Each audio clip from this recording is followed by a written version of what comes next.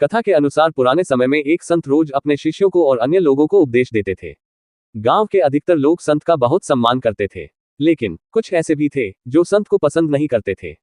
एक दिन संत से जलने वाला व्यक्ति उनके आश्रम में पहुंचा और सभी लोगों के सामने संत का अपमान करने लगा, लेकिन संत ने उसे पलटकर कुछ भी नहीं कहा।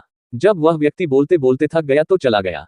गांव के लोग ये देखकर बहुत दुखी थी। संत ने अपना प्रवचन फिर से शुरू कर दिया। जब वह व्यक्ति अपने घर पहुंचा तो उसे अपनी गलती का एहसास हुआ। वह अगले दिन संत के आश्रम पहुंचा और उनसे माफी मांगने लगा। संत ने उससे कहा कि एक काम करो, आश्रम में पक्षियों के कई पंख बिखरे हुए हैं, उन्हें इकट्ठा करके यहाँ ले आओ। उस व्यक्ति ने तुरंत ये काम शुरू कर दिया। कुछ देर बाद वह पंख लेकर आ गया। संत ने उससे कहा कि अब ये पंख अपने नगर के बीच में रखाओ। वह व्यक्ति संत की आज्ञा मानकर नगर के बीच में पहुंचा और सभी पंख रखकर संत के पास पहुंच गया।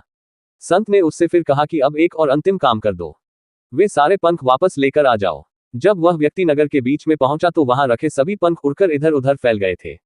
सभी पंखों को इकट्ठा कर पाना उसके लिए बहुत मुश्किल था। वह खाली हाथ ही संत के पास पहुंचा और पूरी बात बता दी। संत ने उससे कहा कि भाई, ठीक इसी तरह जब हम गुस्से में होते हैं तो जो कुछ भी बोलते हैं वह दूसरों को दुख देता है। जब हमारा मन शांत होता है तब हमें गलती का एहसास होता है, लेकिन तब हम कुछ भी नहीं कर सकते हैं।